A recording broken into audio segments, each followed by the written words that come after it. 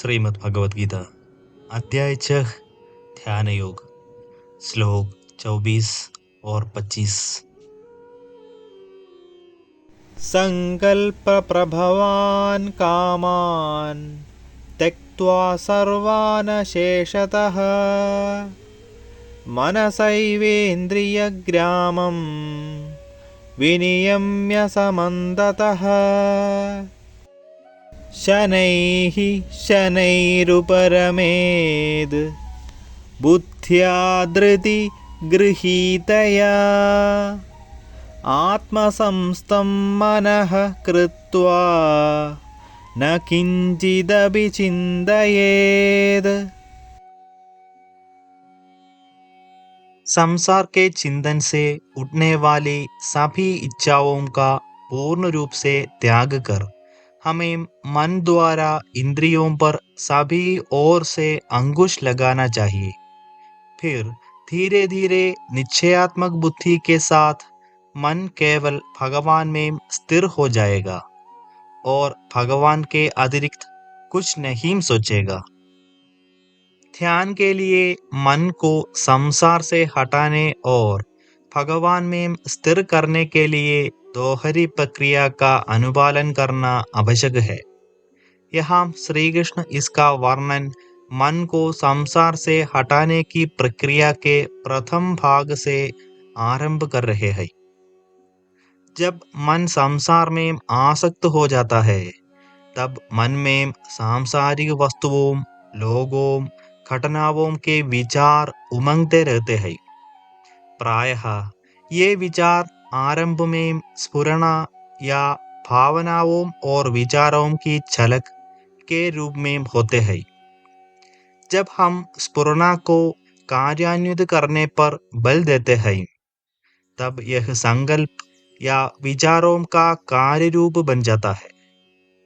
इस प्रकार से विचार संकल्प की ओर ले जाते हैं और विकल्प या विविधता या अनिश्चित विचार इस पर निर्भर करता है कि क्या आसक्ति सकारात्मक है या नकारात्मक। खोज और परिवर्तन के बीच इच्छाओं के पौधों का रूप लेकर विकसित होते हैं। यह होना चाहिए था, यह नहीं होना चाहिए था, जैसे संकल्प और विकल्प दोनों मन पर तत्काल प्रभाव डालते हैं। इस प्रकार से दोनों भगवान में ध्यान एकाग्र करने में प्रत्यक्ष रूप से बाधा उत्पन्न करते हैं। उनकी स्वाभाविक रूप से भड़कने की प्रवृत्ति होती है और इच्छा जो कि आज बीज के रूप में है वही कल नरक की अग्नि बन सकती है।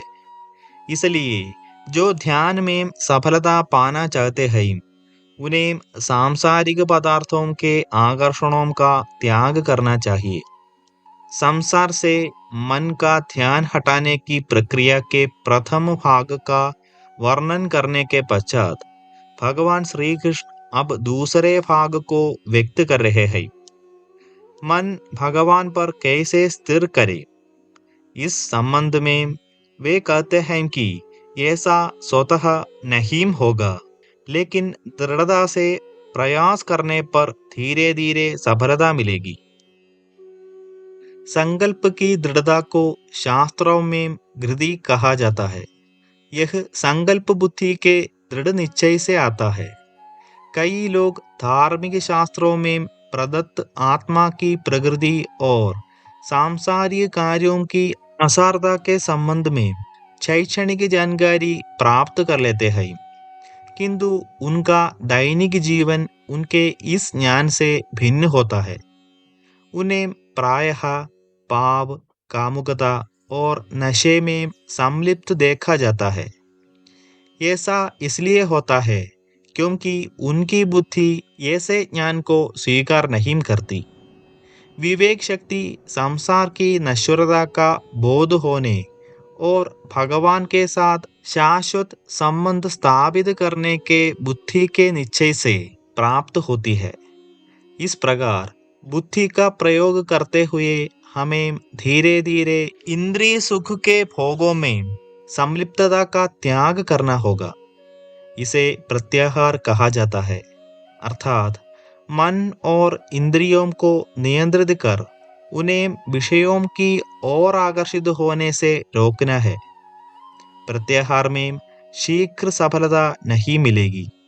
इसे धीरे धीरे बार बार अभ्यास कर प्राप्त किया जा सकता है। श्लोक 26। यतो यतो निच्चरति मनश्चञ्चलमस्थिरं ततस्ततो नियम्यैतद् आत्मन्येव वशं नयेत्। जब और जहां भी मन बेचैन और अस्थिर होकर भटकने लगे, तब उसे वापस लाकर स्थिर करते हुए भगवान की ओर केंद्रित करना चाहिए। साधना में सफलता एक ही दिन प्राप्त नहीं की जा सकती। पूर्णता प्राप्त करने का मार्ग दीर्घकालीन और कठिन है। जब हम मन को भगवान पर केंद्रित करने के लिए दृढ़ संकल्प के साथ ध्यान में बैठते हैं, तब हम पाते हैं कि प्रायः यह सांसारिक संकल्पों और विकल्पों के बीच भटकता रहता है। इसलिए ध्यान प्रक्रिया में सम्मिलित 3 चरणों को समझना आवश्यक है। बुद्धि की विवेक शक्ति के साथ हम यह निर्णय लेते हैं कि संसार हमारा लक्ष्य नहीं है। इसलिए हमें बलपूर्वक मन को संसार से हटा लेना चाहिए। इसके लिए प्रयास करना आवश्यक है। हमें पुनः विवेक शक्ति से युक्त होकर यह समझना चाहिए कि केवल भगवान ही हमारे हैं और भगवत प्राप्ति हमारा लक्ष्य है। इस प्रकार से हम मन को भगवान में केंद्रित कर सकते हैं। यह सब प्रयास से ही संभव हो सकता है। जब मन भगवान से विमुख होकर वापस संसार में भटकने लगता है, तब इसके लिए कोई प्रयास नहीं करना पड़ता, यह स्वतः हो जाता है। जब यह तीसरा चरण स्वतः क्रियान्वयन होता है, तब साधक निराश होकर सोचते हैं, हमने भगवान पर ध्यान लगाने के लिए कड़ा परिश्रम किया, किंतु मन वापस संसार में चला गया। श्री कृष्ण हमें निराश न होने का उपदेश देते हैं। वे कहते हैं कि मन चंचल है और हमें यह देखने के लिए तैयार रहना चाहिए कि मन को नियंत्रित करने के हमारे प्रयासों के पश्चात भी यह अपनी आसक्ति के विषयों की दिशा की ओर भटकता है।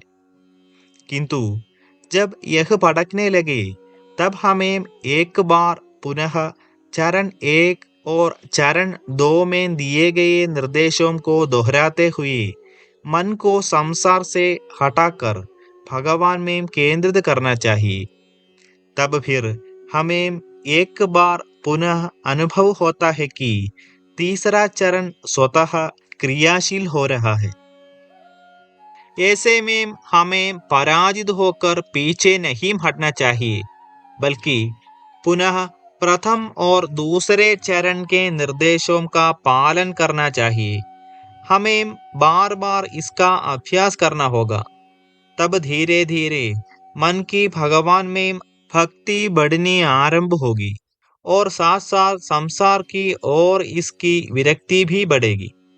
ऐसा होने से मन सुगमता से हमारे वश में हो जाता है और जिससे साधना में ध्यान लगाना सुगम और सहज हो जाता है।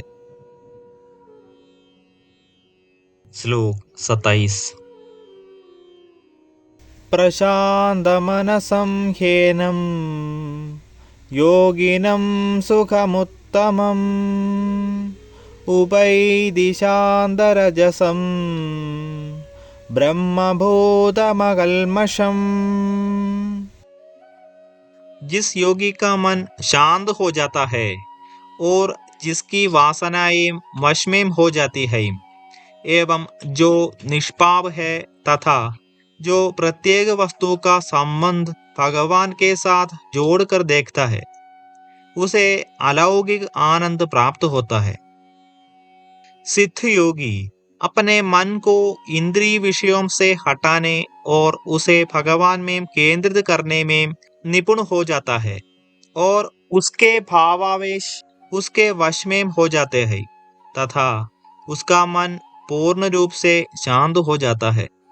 पहले के प्रयास तो मन को भगवान की ओर केंद्रित करने के लिए आवश्यक थे, किंतु अब मन स्वाभाविक रूप से स्वतः भगवान की ओर आकर्षित होता है। ऐसी अवस्था में प्रबुद्ध साधक सब कुछ भगवान से संबंधित मानते हैं। जिस साधक का मन भगवान के प्रेम में डूबकर एक हो जाता है, उसकी चेतना सदा भगवान के भक्ति में लीन रहती है। ऐसा साधक भगवान को ही देखता है, भगवान के संबंध में ही सुनता है, भगवान की ही चर्चा करता है और उसके बारे में ही सोचता है। जब मन इस प्रकार से भगवान की भक्ति में लीन हो जाता है, तब आत्मा अपने भीतर विराजमान भगवान के असीम आनंद की झलक की अनुभूति करना आरंभ करती है। साधक सदैव यह प्रश्न करते हैं कि वे कैसे जानें कि वे आत्म उन्नति कर रहे हैं। इसका उत्तर इसी श्लोक में दिया गया है। जब हम अपने भीतर के अलौकिक आनंद को बढ़ता देखते हैं, तब इस लक्षण को स्वीकार कर सकते हैं कि हमारा मन वश में हो रहा है और हमारी चेतना आध्यात्मिक रूप से ऊपर उठ रही है। यहाँ श्री कृष्ण कहते हैं कि जब हम शांत रजसम, काम वासना रहित और अकल्मषम या पापों से मुक्त हो जाते हैं, तब हम ब्रह्मभूतम भगवत चेतना से युक्त हो जाते हैं। उस अवस्था में हम सुखम उत्तमम अर्थात परम आनंद की अनुभूति करते हैं। आगे हम विस्तार से चर्चा करेंगे।